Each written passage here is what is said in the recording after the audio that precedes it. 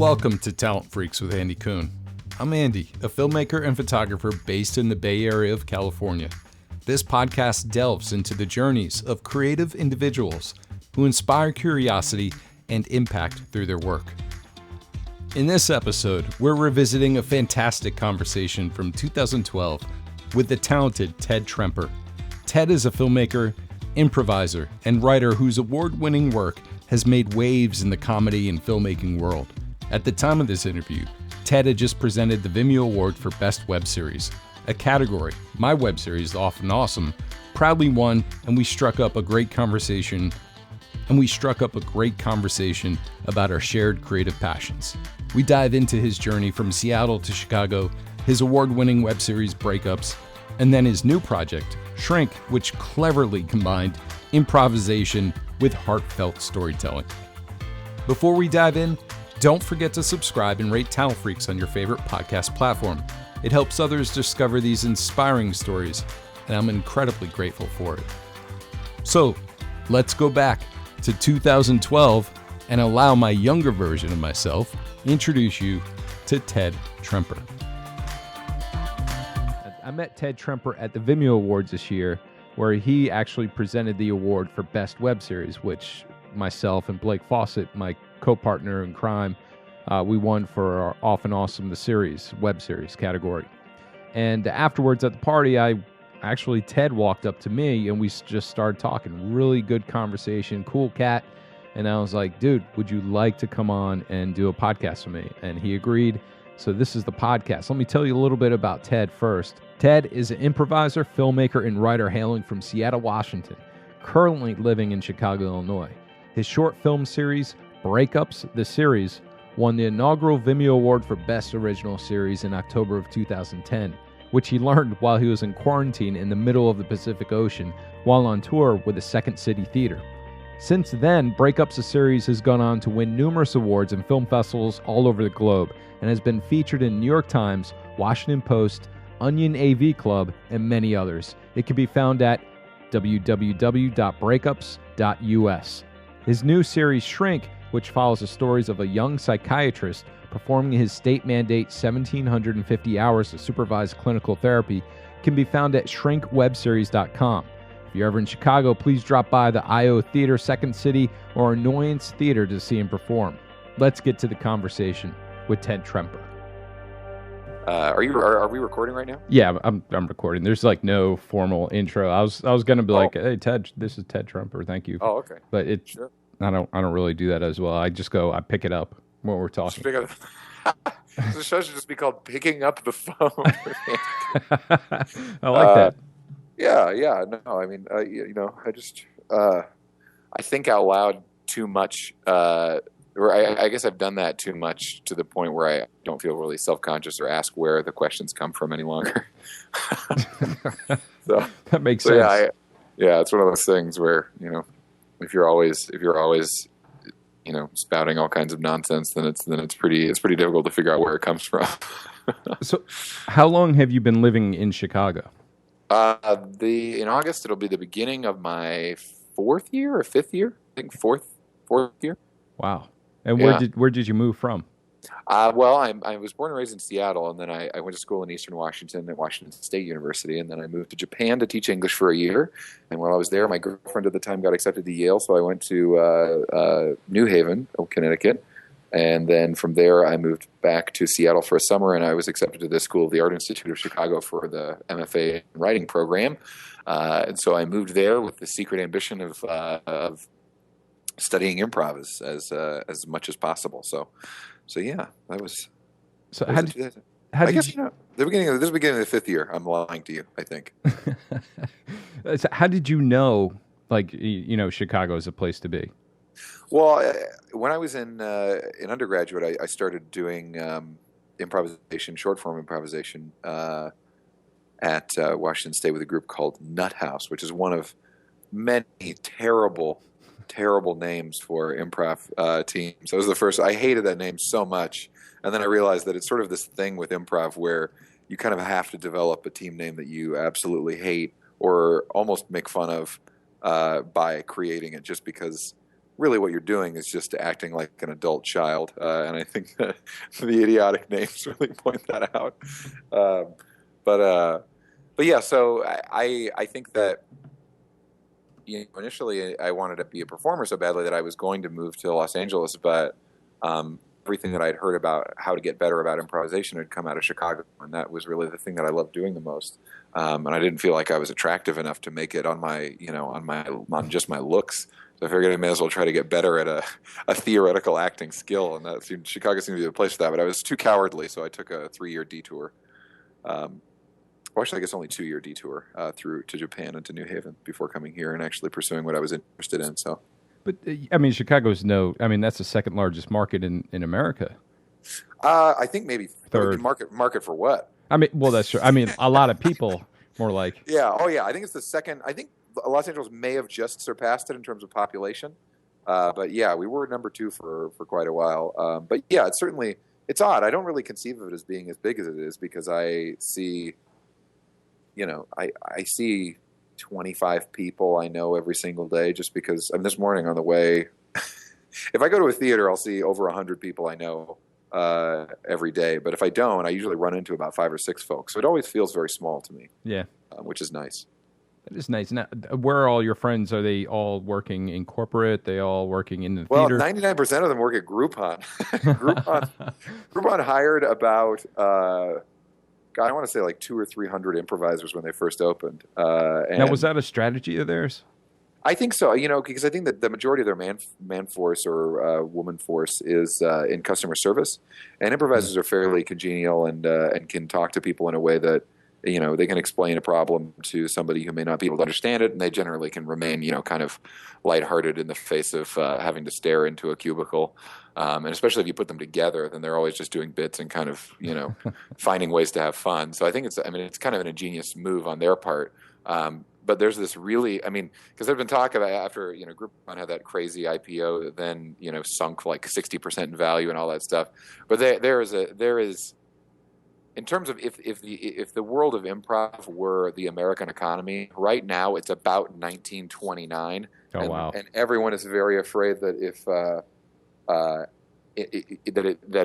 Black Friday is going to come and Groupon's going to shut their doors and all of them will be unemployed and have no health insurance anymore. But it was a big deal. The first time any improviser got health insurance, I think, in the history of Chicago is when Groupon opened.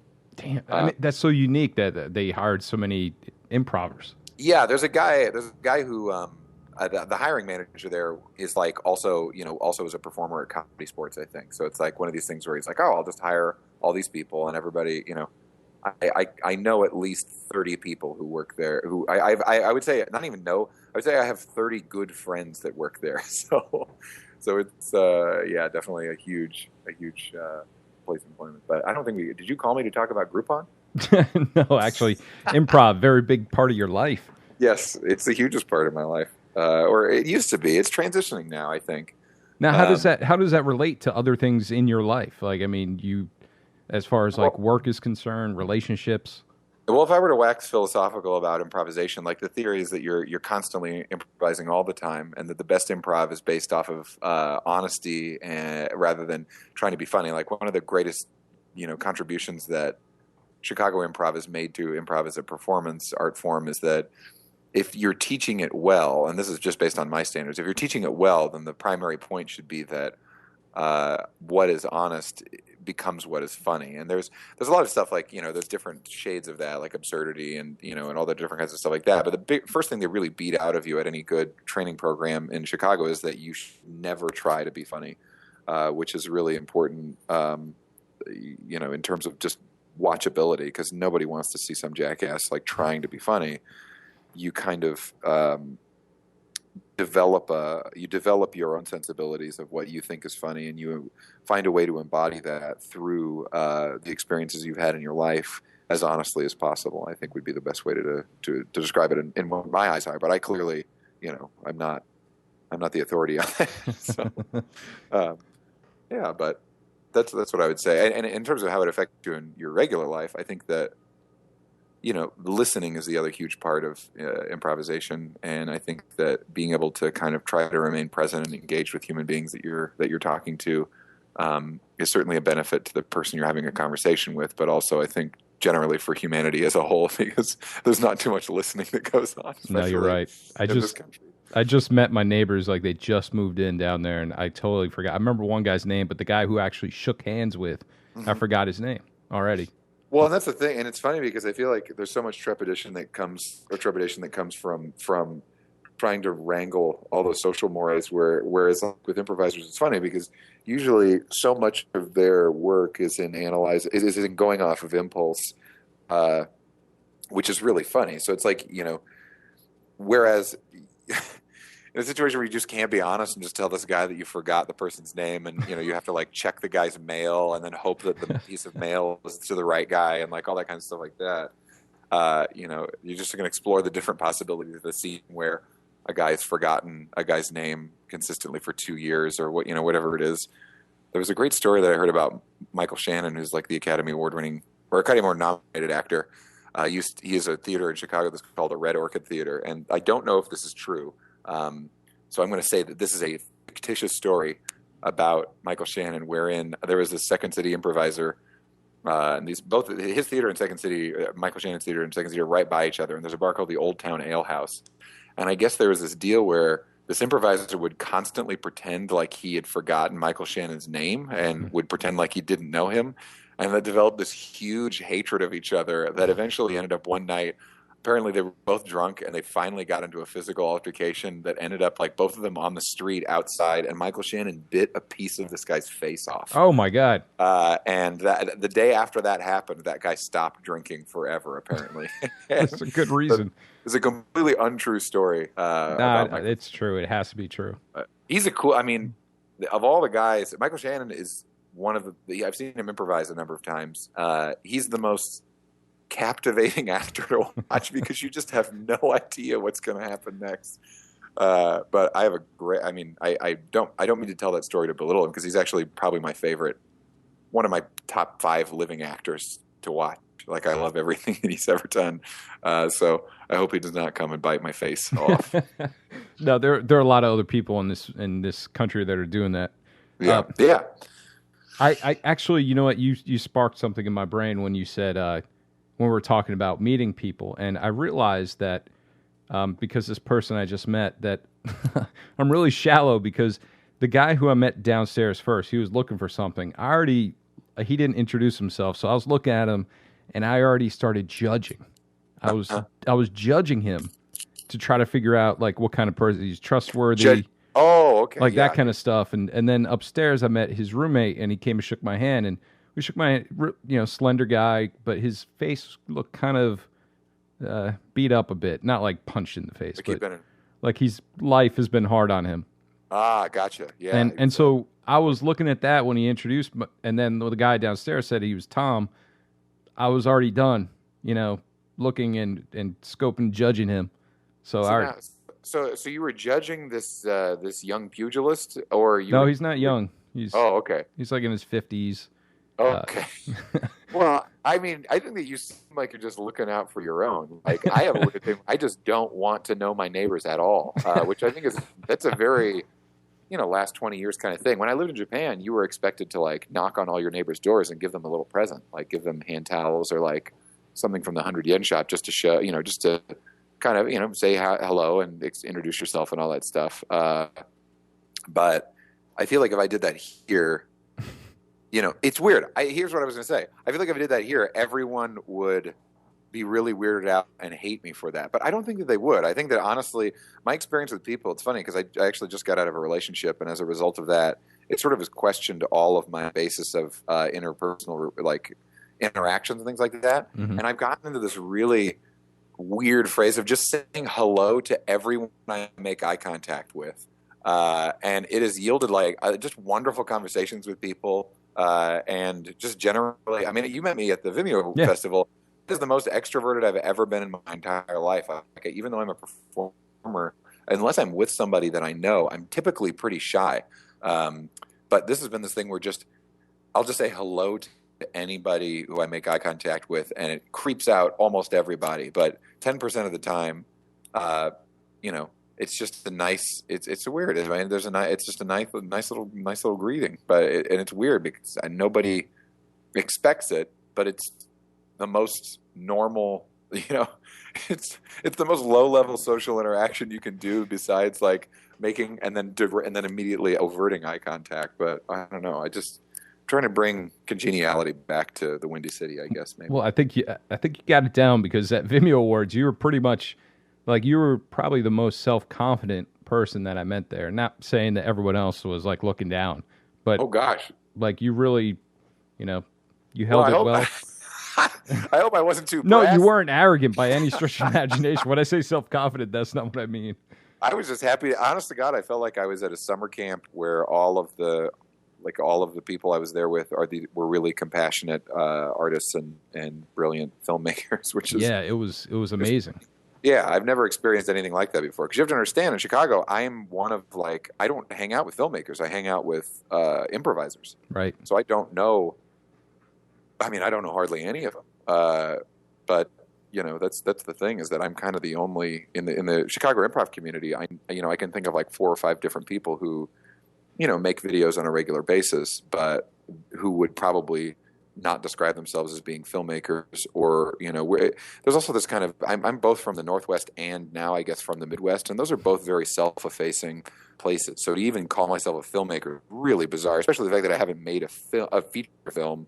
I feel like I will start after that point, but I usually just say that I make little pictures or make funny videos, but I don't even say that. I say I make improvisational pictures or things like that. I like the word pictures because it's old timey and sure is. It makes light of the art form to a certain degree, and I feel like you have to take everything with a little bit of lightness, or else you end up real serious.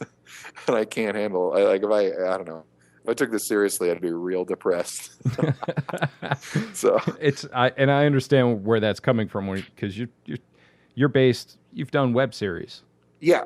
I've done web series and now a television pilot, I guess you could say. Now, who commissioned the television pilot, or are you just doing it and shop it around? Yeah, my subconscious commissioned it and greenlit it, and then shot it and edited it. But now we actually the goal for, and we're talking about Shrink, which is the first series that I was called Breakups, and that was definitively short films put together within a series. And the idea behind that was to create a situation where I was allowing improvisers to work within a form that could be translatable to people who maybe have not seen improv done before, or not seen scenic improv done before. I mean, I think a lot of people have seen, games and things like that.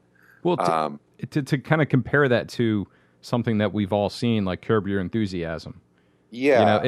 It's totally different than Curb Your Enthusiasm, because you can hear it in Curb Your Enthusiasm when they're making it up. They kind of step on each other and. Well, they all. I mean, everything. As far as I know, with Curb, very little to none of it is improvised. None of it is scripted at all. Like they'll get maybe a paragraph to start, or a beat sheet. But with Breakups, it's not even. We don't even have that. I intentionally have never written down a single word in association with anything I've ever filmed before, just so we can rely completely on improvisation. The only exception of that is at the beginning of the Shrink episodes. Tim Baltz's character, who's named Dr. David Tracy, reads a card that he's legally required to read, but because he's actually reading it on screen, I don't count that as being scripted because he hasn't memorized it. That's great. But so talk about, let's go back to Breakups, because that's what got you into the Vimeo Awards in 2010. Can you, when it starts off, when Breakups starts off, I love how you started off.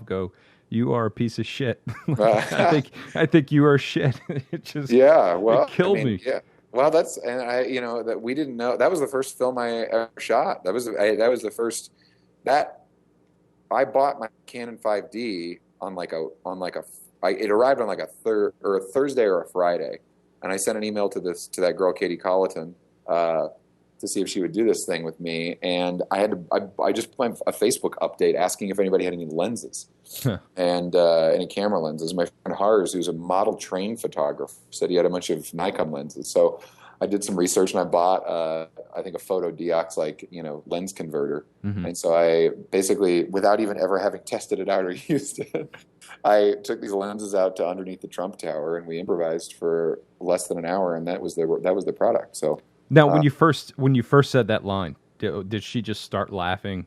I mean, no, she's a very, I mean, that's the whole thing, is that these people are, they're pretty amazing. I mean, yeah. And the other thing is, like, breaking character is kind of one of the cardinal sins of doing a real improv scene, because you're breaking the disbelief, and it's sort of like that thing where it's charming and it gets the audience on your side, but if you do it too much, you end up like sort of late SNL Jimmy Fallon as opposed to mid to early SNL Jimmy Fallon, where everybody thought it was really cute that he would do that, and then it just became this thing where, oh, Jimmy Fallon's going to break character in every scene. But no, I mean, I think she probably doesn't find me very funny at all. So I think that also contributes to it. But I think she actually, there were times, it's weird because specifically that episode of Breakups, one of the things I really was dead set on was only having one take, one angle for the majority of them, because I wanted to prove that they were improvised rather than have cutaways and things like that. So with Shrink, it's interesting because we have 3 cameras running the whole time, just because we're trying to fit so much material into a small period of time that those are significantly edited down but still completely unscripted. Whereas with Breakups, in the majority of the episodes, it's one shot that they have to get right. So right. And that's what I appreciated about the series, like watching it. It's beautiful, and the shots that you chose are so the composition is just, well, thanks. It's incredible. And it's so funny because I don't think of myself as being I don't think of myself as being a filmmaker, director, or visually minded person at all. It's really funny because we did a premiere for Shrink on Monday at the Annoyance Theater in Chicago. It sold out. It was probably the best night of my entire life. Nice. But when I was making the DVD for it, I was like in DVD Studio Pro and making all these different, I basically just there were 6 pilots that premiered, and mine was the last one. And so I got to my little title card thing that I was writing for the DVD menu, and it just said Shrink. And then I put director Ted Tremper, and it's such a stupid thing for me to even think about, because I honestly, it's like, it's weird. I think there's a man named Alex Hammond who's a big professor at Washington State University in the English department. He's just the most wonderful man you've ever met. And his description, I took an independent study with him on Hemingway, and he was trying to describe the difference between Faulkner and Hemingway. And he said that Faulkner's big persona was that he's just this old Cracker Barrel storyteller that just likes to spin a good yarn, and that he doesn't know what's going on in his stories and all these different things like that. And that he clearly did, but that was just the persona that he painted. And I feel like I've inadvertently adapted that point of view, where I almost intentionally pretend to not know what's happening in any of the films, because I feel like the kind of, it kind of gets into this thing where there's many different schools of cooking. It's like you can take the Alton Brown route, where it's like what the different chemical reactions that are happening in the brine are that loosen the meat, that make the duck tender, so that way when you slow roast that'll make the sinews fall apart even more, because you're cooking it at such a low temperature that the fat's able to disintegrate, or the proteins will deteriorate, or whatever the hell it is. But then there's also just, here's a nice man who makes you a good duck dish. And I feel like for people who want to engage on a level of, this is how I make this, dish or whatever, I'd much rather present myself in a way where it's addressed with the same level of magic I have for the art form of improvisation and the performers I work with on a kind of macro level that incorporates mise en scène, than try to cut it apart. And that's the whole thing. I'm completely I love analyzing film, and I love analyzing, just different things in general. But there's also this part of me that kind of likes to be a gee shucks, isn't this a neat little thing person as well? I clearly in the last 45 seconds have shown that I like dipping in and out of both of those persona. But I think that, wherever somebody wants, then that's an improv thing too. Wherever someone wants to take the conversation is where I'll take it also, It's just part of being a good scene partner, I guess. Yeah, that's really hard to do. I mean, as far as like the untrained actor or, even improviser, Yeah. I mean, it's a different way of thinking totally. And I mean, even myself, when we normally script things, and a lot of stuff I shoot is like, documentary style. Yeah. So it's just so unique to see that, and especially how you present it in Breakups and also Shrink. I watched the pilot and thoroughly enjoyed it, and loved how it ended. Oh, good. I'm glad. That ending is getting a lot of different reactions. And yes. I tell you what, I don't want to spoil it, but watching the end of that show with 150 people in a room, it was not the Immerse Theater is not a big theater, but it was oversold, and there was just people. It was hearing the sound that they made when that ending happens. I would trade, if I could go deaf tomorrow just to hear that sound one more time. It was unbelievable. It was like hearing if you've ever seen like a depth charge go off underwater where it expands so rapidly and then the water immediately fills that pressure again. It was just complete like shock, disbelief, and terror, then immediately followed by the loudest and most surprised laughter you've ever heard. It was such a great thing. And to have been there and to see it was just the best thing I could have possibly asked for. So that in and of itself has been completely worth the 8 or 9 months of work or whatever. So what if somebody comes up to you and says, "All right, this pilot was spectacular. We want 8 episodes." Mm-hmm. What would you like? How soon could you get it to us? What would I do? Yeah. I was making, and I shouldn't be saying this on the airwaves, but I was saying to my roommate Brandy the other day, because this producer from Canada called like last night and said that they were interested in it and all this other stuff like that. And I was talking about if somebody came to me tomorrow and said, "Hey, we want you to work for a year, making whatever it would be," I would, if they told me you can live in a place where you won't get shot, that has a big bathtub, and you can eat whatever you want while you're here, I would do it for free. Wow. That's my staring offer, is that I just want to be able to live in a place where I won't get killed, probably. I know that you can't guarantee that. But live in a place where there's a low likelihood of me being killed, and have a bathtub and eat as much as I want. Now, is that an Iron Claw bathtub? I never had an Iron Claw. I heard they were a pain in the rump though, because you have to like sweep underneath them or whatever. Yeah. No, I was always been a bath person. I love baths. I would say 70% of the movies I've watched in my life I've watched in the bathtub, because when I was a kid we had a little TV VCR, and so I would go to the library, and I would check out movies from the library and then watch them while I was taking a bath. So I'd take these 1.5 hour long baths, watch movies, and I still do. I mean, I still do that to this day. Except usually I refer to them as my stories. Are there any movies like when you watch in the bath when you got out you felt dirty? Not when I was that young. I don't think so. I know that no movie really ever make me feel dirty. I don't think, except for maybe. I mean, I don't really watch horror movies or torture porn or that kind of stuff. I try to.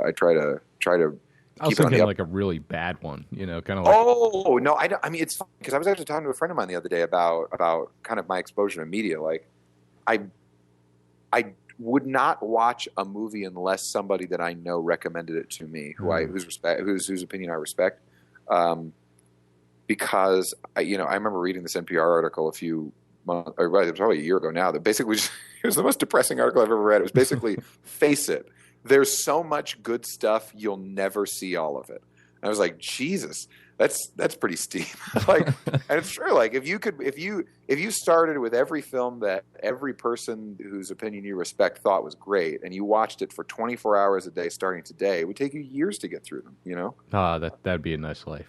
Yeah. So, I mean, I think that for me, I don't watch a lot of things that are terrible. I don't think, but and the way that affects me is funny, because like when I was an English major and an undergrad and writing and an MFA program, the only books that I ever took the time to read were like the greatest works of fiction that have ever been read or written. So I always was holding myself to those standards. So I have incredibly high standards for anything that's written, and the films that I've watched have been I've watched so many amazing films that, like, when I'm making something, I'm not comparing it against like other student films or other web series. It's like, is this as good as what the Coen brothers are making? Or is this I was just about to, just watching Breakups, I was about to say Coen brothers. I mean, it just because of the way he shot. Well, you know, and the best compliment that we've got so far about Shrink is that people think it's a lot like the Louis show on FX, which is nice. That's the best compliment I could ever get for television. Yeah. Yeah. So I think, I don't know. I mean, it's just the fact that anybody, like the fact that when I started Breakups, the goal was to get 100 people to watch each episode and to make 10, because then it would be 1,000 people. And that would be as many as 10 sold out shows at one of the Chicago theaters. And already, I mean, I can tell you right now, the Shrink pilot's already gotten 2,000 people to watch it in 2 days, which is nice. I mean, and that's grassroots, like people sharing it with other people, not, you know, it's one of those things where I feel like there's almost this weird thing that happens when a video goes viral, that it almost becomes less important or effective to a certain degree because people are just watching it because it's something to watch as opposed to something that they're genuinely interested in or something that somebody actually recommended to them.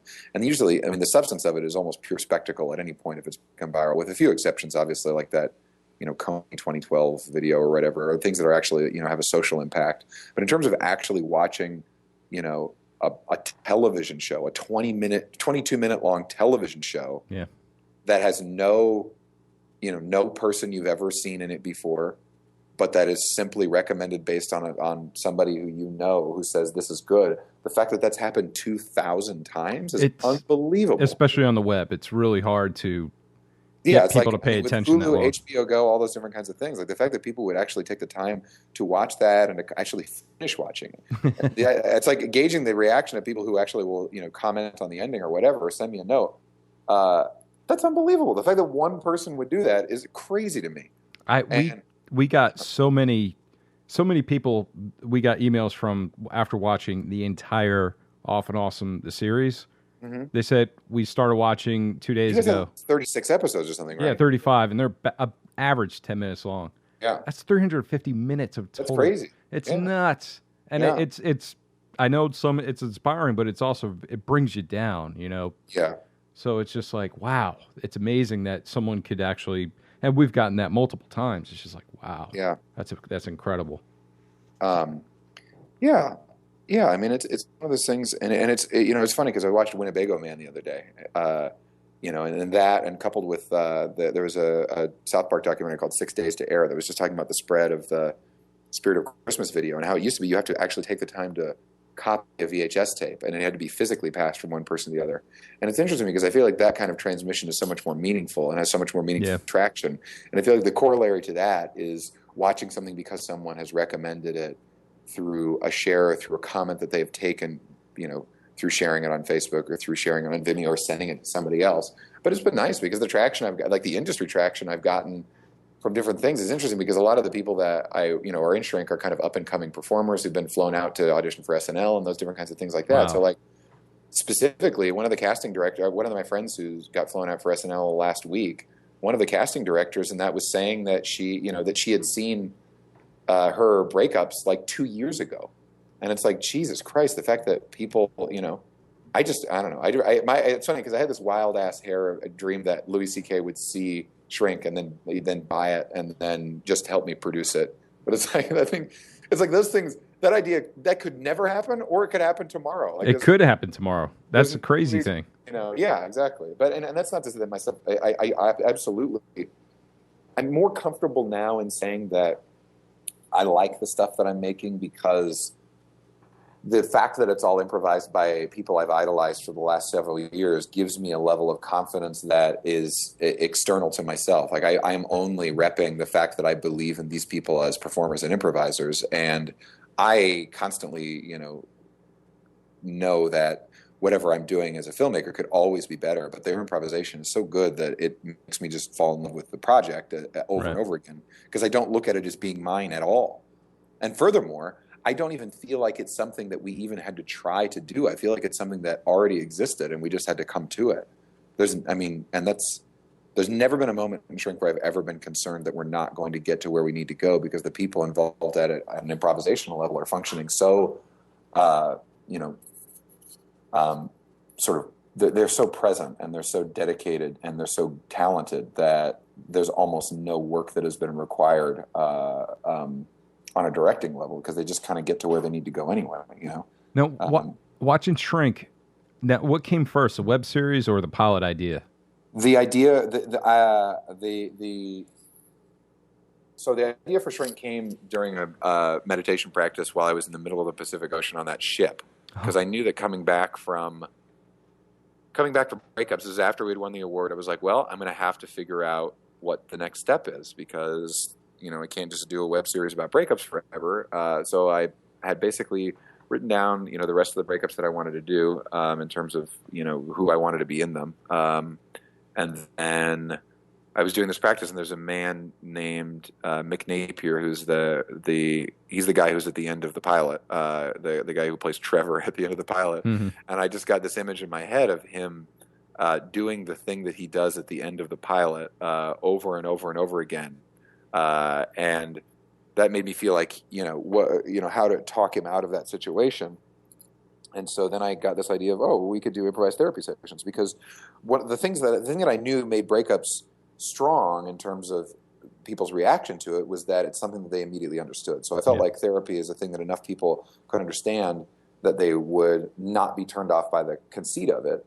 But then beyond that, there's a huge part of my life where I realized that even if you do everything right in theory, that has no correlation to how happy you are. And in fact, in America nowadays, if you do what everyone tells you to do, which is basically pursue wealth, fame, and you know, all these different material things, that you will become insanely unhappy. And so, you know, that's coupled with a couple of things. My friend Trevor Caldwell is a doctor. I have three friends who are becoming doctors. One is actually named Dr. David Tracy, who he technically is not a doctor yet. He hasn't graduated, but I like that name a lot because he's one of my best friends. My friend Trevor is becoming a doctor, graduated, and then realized he didn't want to become a surgeon. And so he had to quit his residency program and basically took a forced year off with over $500,000 in debt, living in his parents' house and playing video games all the time. So I kind of combined those two characters, where it's this guy who, instead of voluntarily changing course, that he involuntarily was not accepted, which happens to people. That happens to people a lot. Yeah, and that's something that I wasn't aware of, you know. I wasn't aware of it either until my friend told me about it, and I thought, that's the worst possible thing, because you're an inch away from achieving this goal you've wanted your entire life, and then through, you know, and you have that monster debt to deal with. Yeah, accruing debt at a rate of about $4,000 per month.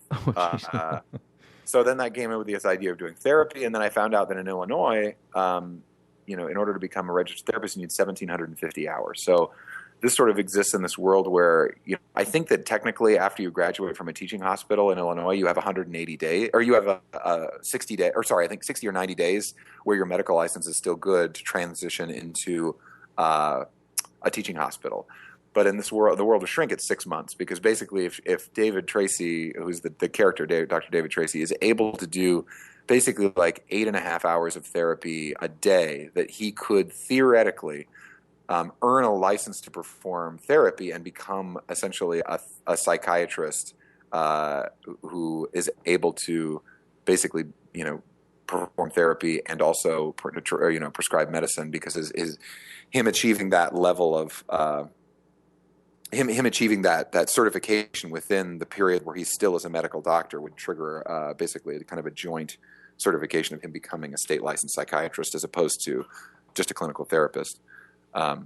So that's kind of that's the very plotty way to describe it. But I think the question was about like the inspiration for the idea. I always knew that I wanted to make a pilot using improvisation as its sole generative tool. I didn't want to write or make any blueprints. And so the idea was that I would be secretly crafting, sort of mentally mapping what the pilot would be as the different characters who are becoming the patients are creating this universe. Because every single patient that comes into the world expands the universe in a way that we could never foresee. For example, like the character of Doug, this guy Hans Holsen is this amazing improviser who used to be on tour with Tim, who plays David all the time. And when he showed up in the garage, he's like, well, so what do you want me to do? And I said, well, we're just going to improvise. You can do or say anything you want. And he looked at Tim and he said, your jacket looks very therapist-y, and I like it.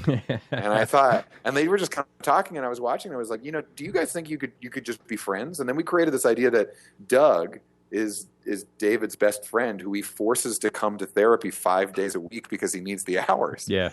So then, later on, Adie Bryant came in, and she had this idea that she wanted it to be that David Tracy had caused all of the problems in her life. And I was like, well, that's awesome. Let's make it so that you're Doug's younger sister, and that he was just torturing you because you're his best friend's younger sister. And so that's how that came about. And so people kind of just come in with whatever, it's all stone soup, you know what I mean? Yeah. And that's the way that we've kept it. And I believe that the capacity for the people who I've surrounded myself with to come up with an idea that will be able to be executed on a scenic level is so high that I'm not at all afraid that they'll show up and nothing will happen, and the stakes are so low on a production level that even if that happened, it would be just fine, because everybody volunteers their time. The entire production cost of the 22-minute pilot and the over an hour of material that has been produced for the 11 web series episodes, and 4 or 5 forthcoming ones, the entire dollar amount assigned to that has been $200 in production and $200 in post-production. Wow. It actually cost more money to enter the New York Television Festival than it did to make the entire pilot. Because I had the procrastinator's deadline, which was $100, and then I had to overnight it, which is $105. So oh man! In terms of production, not post production, it cost more to send it. Did you actually go to that, or was it just a submit? We entered it on June 29th. That was why I finished the pilot when I did, and we haven't been accepted to it yet. I'm hoping that we find out that we are. It'll be late August, and then the actual festival will be in October. So I'll hopefully go back and see some more of our Vimeo friends. I had this. Oh, are there Vimeo going to be out there?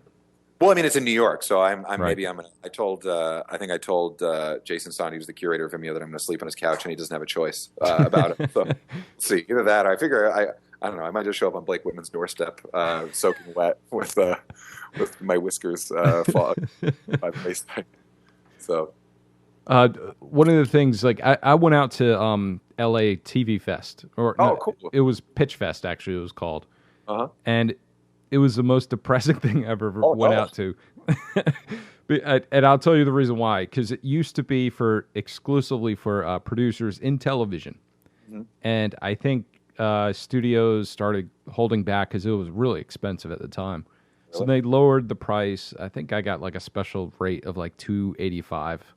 And you get a chance to pitch to 2 TV executives for 15 minutes. Wow.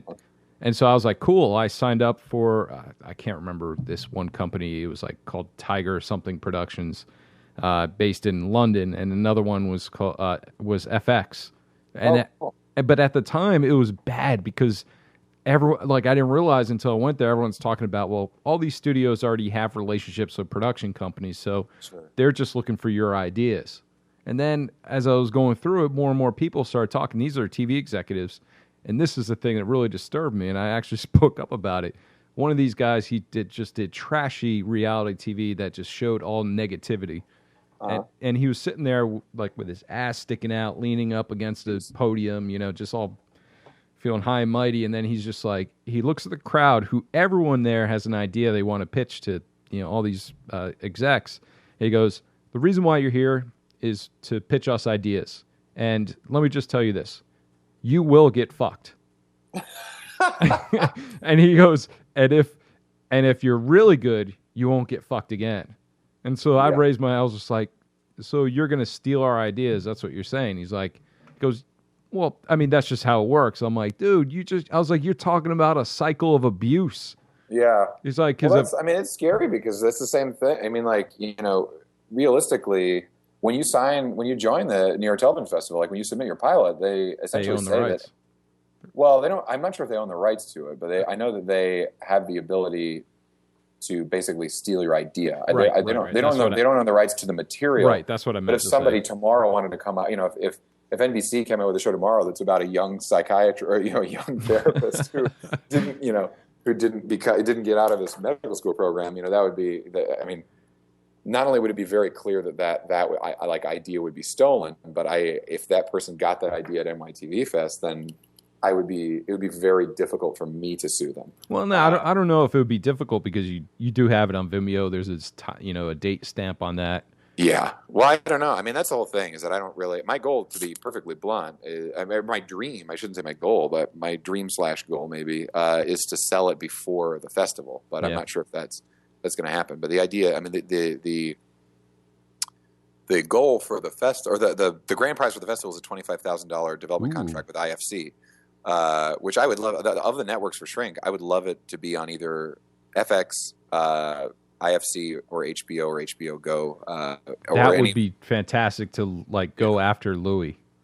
Yeah, I mean, I don't even know. It's like those are the most. It's so crazy. It's such a crazy pie in the sky thought to even think that would be possible. But it's like, if you look at Girls, the one who just developed that, she did a really great feature film called, I think, Tiny Furniture is what it's called. But it's one of these things where if you make a really beloved project that somebody who has a lot of power will, be interested in, then they will help you. And that's really all that it takes is the right person to help you at the right time. And I don't know, my track, I still consider myself a performer more than I do a filmmaker, but that's kind of changing because out of necessity, Well, let me back up just a little bit and talk about your Vimeo experience back in. Could you just talk, about your 2010 entry? Because it was really interesting how you told me before how you kind of threw it together. And I wouldn't say I threw it together. It was definitely the purpose of me making 5 completed episodes by July 31st was to enter that festival.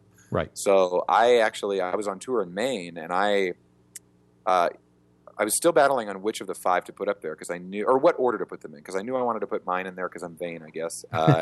And then Seth and Kellen because it represented a different sexual orientation. I felt like it's important. And then I wanted to put Paul and Cecily because it was sad and it was great. It was great. That was one of my favorite episodes. It was. That's my favorite thing. That and the last scene of Shrink are my 2 favorite. Like if I never made anything else, I would be happy just having made those 2 things because they're so. I mean, when I say they're so good, I mean Paul and Cecily, and then Mick, Megan, and Tim are so good. But the thing that resonated with me was it wasn't just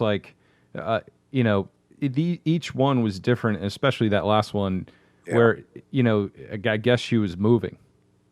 Yeah, and that actually is based on. I mean, it's funny because those people. I wanted to do a sad one. I wanted to because I wanted to show the range of my goal in starting that was to use a scenario that could incorporate all of the breadth of kind of scenic improvisation. And sometimes they're sad. I mean, there's a group I'm in called Almost Atlanta that did a run of improvised plays at Steppenwolf that are all. Some of them were really funny. Some of them were cripplingly sad, and that's the whole point of improvisation is not to present. It's to present honesty, I guess, is the way I look at it, and that's why, an episode like Paul and Cecily's episode of Breakups, Paul and Cecily they were like performance soulmates, and she had just got her first real big job with Second City, and she was going to go on a cruise ship. Oh wow! And that scene that you're seeing there is the 2 of them as best friends and performance soulmates saying goodbye to each other because she was going to be gone for 4.5 months, and Paul, kind of rightfully so, knew that this was going to be the launching of this huge career that she was going to have, which she has now, and it's never going to be the same after that point, and he internalized that in a way that's really, I mean. He's a beautiful man, and he's a very open-hearted man, and it's still, seeing that performance, you can tell so much. But just to get back to the way that the entry was, is that I wanted that. I tried to decide whether that's the second or third one was the thing that was really making me battle back and forth, and it ended up being the third one, and I uploaded it in the attic of the house that the theater Improv Acadia has in Bar Harbor, Maine, and if their internet had been 10% slower, I would have missed the deadline because I think it actually finished uploading at 11:55 p.m.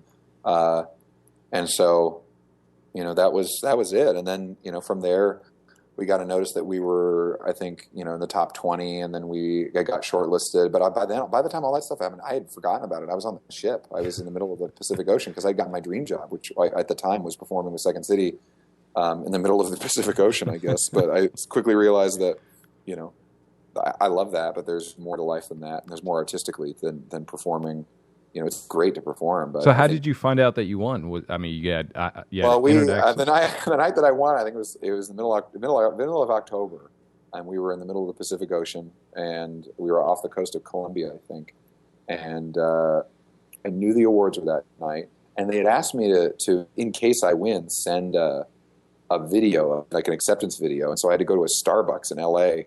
Or in San Pedro, not even in L.A., in San Pedro, and send an edited down acceptance thing. And I thought that, I was like, maybe they're doing this to everybody. I figured they were doing this to everybody because I was too scared to ask whether or not I'd won or whatever. So I was having dinner with my cast, and then I wanted to. The ship on the internet costs 10 cents a minute, and Jesus. yeah, it's 10 cents a minute. It's about dial-up speed. That sounds like what was a CompuServe back then, late 90s. Well, for passengers, it's $1 a minute. Oh. It's 10 cents a minute. So at any rate, I knew it was Eastern time. I was on Pacific time, and so at 11 o'clock, I think, I decided to check, and I checked my email, and there was a Google News alert for my name, and somebody had put out on a wire that, all the winners of the Vimeo Awards, and it was ours. And so that was basically it. And I went, and after that, I got online with my girlfriend at the time, and basically was telling her about it. And then all of a sudden, I was just stricken with the most powerful nausea I'd ever had in my life. And at first, I thought it was like, gosh, this is the first real big, thing I've ever won in my life. Maybe that's the feeling, but then quickly realized that it was gastroenteritis, which is like this bacteria that is constantly on cruise ships. So I got this horrible stomach virus or bacteria. And as soon as I made that clear to the ship's crew, I was quarantined for 2 days. So in the wake of the best moment of my entire life and like the birth of, this new era of my life as somebody who believes that it might be a good idea to continue pursuing film, I was basically hit in the side of the face with a nausea sledgehammer and got knocked out for about 48 hours. But, it's been mostly uphill since then. So what, that's awesome. Not that you're, it's a great story. That's what I mean to say. Yeah. How did everything change for you after you won the Vimeo Awards? Well, I think, there were so many views. I really wasn't able to really capitalize on it hardly at all because I was in the middle of the ocean, and I was disengaged from the world to a large degree. I had dial-up speed internet that was 10 cents a minute, and when we would get off the ship, I would have internet. We would rush to whatever internet cafe there was in Cartagena or in Mexico, Brazil, Guatemala, or whatever, and would try to engage with the people who were watching it, and I tried to respond to every single comment I could, and just engage the people who took the time to watch it, because I really I believe in the importance. To me, time is the most valuable commodity that people can donate to anything. And there's obviously money as being a representation of time, but generally people who are giving money away don't have to worry about spending time earning it. I just really wanted to make sure that I was engaging with people on a person-to-person level and doing as much press as I could. But, it was one of these things where being on a ship is weird because you lose time. It's almost like being in some kind of under some kind of a spell. And I had shot enough material so that I could release 3 more Breakups while I was on the ship, which I did. And that was basically once a month I released a new one. And then there was this month where I didn't do anything. And coming back, I expected 2 things. One, that I would be welcomed, by God knows. I still don't know. I just don't understand how to turn the success of making films that some people like into earning a living doing that. Yeah. But, I just expected that, that Chicago would kind of welcome me back with open arms, and Second City would continue offering me work because I had done a good job on the ship.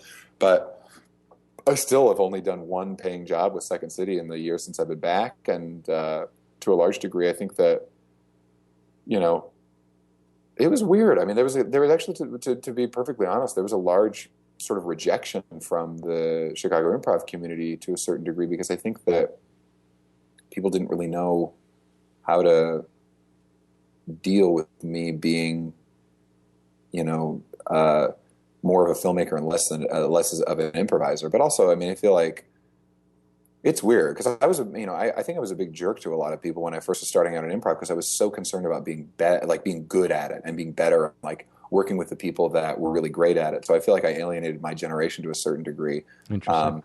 But now, it's weird because I care so much. It took me 9 months to really break down why I'm doing this, and to care about, working with people on a level where it's we're producing things that are, they're just fun, and I hope good works of art, and not a thing where it's like, oh, we're going to do this so that way we can sell this or become famous or whatever. Like, I feel like when I started out with improv, the big concern I had was not fame or fortune or anything like that. It was just like, I just want this to be the best. I want this to be the best possible thing.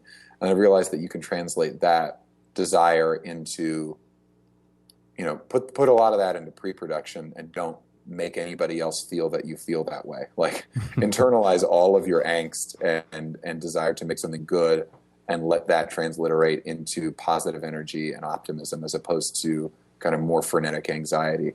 And I think that there's a lot of that. But it's also, when you surround yourself with 2,000 different performers, once you start making films that people want to see, then there's a lot of, hey, put me in your movie kind of like stuff. And it's weird because I intentionally, maybe not intentionally, I was talking to one of my friends the other day about this, like, in order for me to bolster up the gumption for me to actually engage on a level where I'm making things I hope are pretty good, it takes so much work to work at a day job 50 hours a week and then work 40 hours a week trying to make your own stuff, that in order for me to actually get anything done, I have to be working with people I'm terrified of letting down. And right. I know that if I do a project with friends, then they'll forgive me if I don't really ever release it. But I need to have the accountability that is brought only through working for and with the people who I am terrified to disappoint. And even Tim Baltz, who plays Dr. Tracy in Shrink, he's a person I have a great deal of affection for. But I don't think we've ever hung out just to hang out. I know for a fact that we have not. But that doesn't mean that we have. He and I have the best working relationship of anybody I've ever met. We barely know each other. That's so interesting. And that's the thing that's weird. We really, truly barely know each other. It's funny because that's like Blake and myself. Like, although we do hang out, but we don't. Like, if we don't hang out, we just, both of us work. That's all we do. Yeah. So when we hang out, we work. And yeah, and that's the thing. That's the thing that's so positive about it. And it's funny because the same thing, I can say the same thing of all of the improvisers. Every single improviser that has been in Shrink, I can say that is true for, with the exception of TJ Jagodowski, who's kind of universally regarded as the best improviser in Chicago and maybe the world. Who's the guy, he plays Jorg, and he's in an episode called Eat, the web series episode. He also is commonly referred to as the Sonic guy, because in the Sonic commercials, he's one of those two guys. Oh, okay. Yeah, I knew I recognized him from somewhere. He and I are on another team together, and he generally is he's one of my heroes and friends. Like, he's one of my, of the people that I know, are just, he's just the best. He's one of the best human beings I've ever met. But also, you can say the same for all the people that are in Shrink, and all the people, the people who I love in Chicago, they're all just tremendous human beings. But it's interesting just because everybody, it's like you said, the amount of just hangout time. It's funny because even when you're on an improv team in Chicago, and it's one of the things my ex-girlfriend could never understood, there are mandated hangout times because you need to become close enough to people where you trust them at a level where you can expose your memories and your emotions to them, and they have to accept them. So there's this mandated periods of intimacy where everybody will have a sleepover or like go and hang out. It's like a mandated hangout time that's weird. Because everybody is so busy. It used to be the case in Chicago that you'd be on one team or another. But when I came up, I was on 11 improv teams at once at one point. Wow. Where I had a show or a rehearsal twice a week. It was like 5 days a week. I would have two things to do, and that's how you become immersed in the community. And that's how we hopefully become good at it. I wouldn't say, based on my, I guess, employment history, I must not be that good at it, but so, I wouldn't say that. We'll see. It's a weird. Only time will tell. It's like, how do you monetize that? It's just. Well, it's all subjective. I think that there are people who would say that I'm very good at it, and there are people who say I'm really bad at it. I would say that I enjoy doing it. That's the way that I would justify it. And that's all you need. Yeah. I also want to go back to this year's Vimeo Awards. Like, you were the judge for our category, web series, and there were. It's just like you're naming all those things, the short list, the finalists, and then you had the winner. And for us, we kind of forgot about it, that we entered. And then We went to the Webbies. We won for best documentary series. And Oh, you did? That's great. Yeah, but although it was awful, it was a terrible experience. Oh God, you have to tell me about that later. I mean, compared to Vimeo, which is a filmmakers community, you know, and there's so many amazing projects and everything that you're just in awe all over Vimeo. It's such an amazing community of filmmakers. But the Webbies is just celebration. You know, it's basically a giant party, you know, to say you're good, you're good. So, I would love to be invited to one of those parties. I've never been to a party like that. But that's the thing, is like it was funny because we won, and it was because of the people that voted for us that we won it. And so when we got there, they had a red carpet. Nobody could walk it besides celebrities and certain people like Google and big internet companies. Then they had. So you weren't allowed to walk it? I was just like, can I walk the red carpet? Oh, we're a winner. And they're like, no, we scheduled people to walk through there. I'm like, I could just walk on by. They don't have to take a picture of me. And that was it. I should have just walked. I mean, what are they going to do? Throw me out? Yeah, I don't know. But they did have some like big, you know, these guys look like Mossad security guys, and they're just huge. That's pretty insane. But it was a lot of fun. I was really insulted because of, you know, what ours was about. Like, I really wanted ALS to have a chance to, you know, get some attention and Tim's story. So when they wanted, they had a 5-word speech, which they wanted us to record the day before I arrived, and I was just like, I can't. I'm coming in. Can I send you a video file? And they were like, no, we don't accept those. Wait, so you literally were allowed to say 5 words? 5 words, that's it. So I think it didn't matter. So I was like, well, can I send you a video file? And they were like, no, we don't accept it. I'm like, well, aren't you guys the Webbies? Aren't you celebrating technology and how to innovate and, you know, communicate differently? And they're like, yeah, we just don't accept it. MLB.com is doing all the, they're doing all the videos. I was like, that's so cheesy. Yeah. So I submitted anyway. She said, go ahead, you could send me a file. So I sent it. She never opened it because I get one of those receipts. Yeah. Oh, that's awesome. It was just, and then the whole thing was just miserable. So when I went to Vimeo, it was such a nice experience. And yeah, I thought it was the best. I mean, that weekend was one of the best weekends of my entire life. I only slept, I think, 5 hours in 4 days because I was too excited.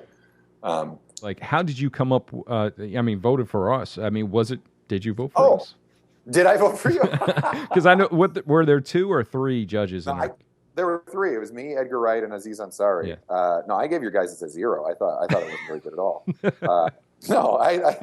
The judging criteria for that series, they ask you to consider, you know, like a strong unifying concept. You know, I think, and emotional resonance was one of the criteria. And it's like, how could you possibly find anything that has more of an effect on a human being than the series that you guys did? Like, and that's the way I've described your series to everybody that I've talked about it with is, imagine a love story that is so sincere that if you saw it fictionalized, you would be disgusted, and if you heard about a real account of it, you wouldn't believe it. Wow. Now watch that. Like, that's basically like that's how I would describe it, because, you know, the relationship between the 2 main characters in your series. I don't remember what are their names? Tim and Kayla. Yeah, it's like there's no. I mean, you know this. It's something that is unsurpassed by anything I've ever seen before, and it's like, you know, there's no way to. I was going to say that. I mean, it's not even that there's no way to compete with that. It's just one of those things where, based on those criteria, you know, I think that it's something that is impossible to ignore. You know what I mean? And I think that that's something, especially for a documentary series, I feel like it's exactly what documentary should be doing on the human level. I mean, there's other things in terms of innovation that occur with documentary on a technical level or on a narrative level, but in terms of on an emotional level, there's nothing else that, you know, could function on a higher plane. And, you know, I deliberated for a really long time and wrote, you know, I actually feel like I'm not even sure if I ever sent the notes that I wrote, but I wrote pages and pages and pages of notes about what I wanted. But, you know, it's one of those things where being put in a position to choose, you know, what the best of the best things you've seen are. It's like this thing where I feel like, you know, based on that criteria of having emotional resonance be something that they say is, you know, integral to a winner. I mean, there's nothing else that really, you know, was competing on that ground, you know, in that category, I think. So yeah. Were you asking me why I chose why? Well, the process of like what, you know, why? Oh, the process was they sent me 12 web series, and I had to, you know, we had to pick. I don't know if I'm, you know, showing how the bread is made, but essentially they, you know, told us to basically rank them on a scale of 1 to 5, I guess. And I think that the accumulated votes, the accumulated point totals of the 3 judges were the ones that showed which one were going to be the winner, I think. So from the 12, you already had the winner. No, I didn't know who the winner was until the awards. Oh, okay. I thought what happened was like you get 12 and then you vote again for the last 4. No, it was secret ballot with me, and I still don't know what Edgar and Aziz's votes were. I asked, and they said they wouldn't tell me. I think Katie, one of Tim's friends, she found out from Aziz that he voted for Often Awesome. Oh, good. Well, that's good. Yeah, which was pretty funny. Yeah, no, I mean it's pretty nuts. I really wanted to see. I mean, because the voters who voted for my category, none of them were like real celebrities. I think, I mean, in terms of real celebrities, like internationally known filmmakers or you know, internationally known comedians or whatever. It was people who were more industry folks, which was great. But yeah, I mean, it's, you know, I felt insanely out of place in that with those 2 gentlemen, but it was certainly nice to be affiliated with them in some way. Well, you shouldn't. I mean, you won 2010 for a reason, you know, for the category. And I think one of the hardest things for us is being in a web series category, and because a lot of people still don't know what web series are. Yeah, I mean, it's interesting. I think, and it's interesting because there were last year I was the only narrative series, like straight up fictional narratives. Oh, wow. And this year there were none. There was not a single one in the top 12. All of them were either documentaries or standalone pieces. I mean, well, you could count some of them were like there was one called Paper People Jokes that was jokes, but it's in terms of like telling 2 characters' stories. You know what I mean? Right. There was nothing that was really, from what I recall, I could be completely wrong, but I was 90% documentaries and then 10% kind of more avant-garde or kind of fictionalized things that I wouldn't say were narrative series. They were kind of form-based series, but I don't know. We'll see. I'm going to enter Shrink in this coming year. We'll see how he does. Well, as a web series. You know, you could butter us up because if that's the way it goes, then we're going to be judges. Oh yeah, that's true. You and I could just pass it back and forth for the next 10 years. But yeah. But Ted, thank you so much for your time, man. Thank you. Yeah. And the whole thing about doing this is not only because you know, I really respect the work that you do, but also, you know, down the road I love collaborating, especially with creative people that think differently than I do. And, well, hell, I mean, yeah, your skills as a documentarian. I mean, I was basically editing Shrink as a documentary because I had, you know, 17 hours of footage to put into a 22-minute long documentary or a 22-minute long pilot. So, where do you live? You're down in the South, aren't you? Yeah, I moved to South Carolina, Charleston, South Carolina. That's a wonderful place. Yeah, I might come down there and stay with you for about a month. You are welcome anytime, my friend. All right, brother. Well, I'll talk to you soon. All right, take care, Ted. I'll be in touch. All right, bye. Thanks again. Bye. Thanks for listening to this episode of Talent Freaks.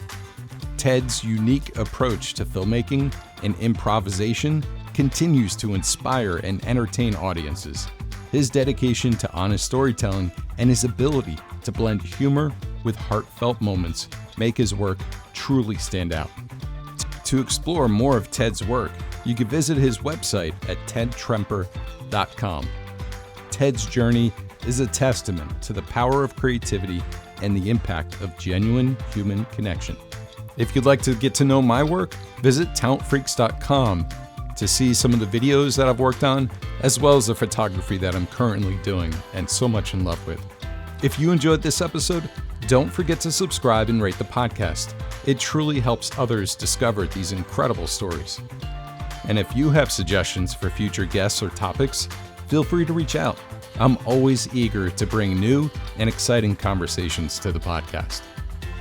Until next time, keep exploring, keep creating, and stay curious.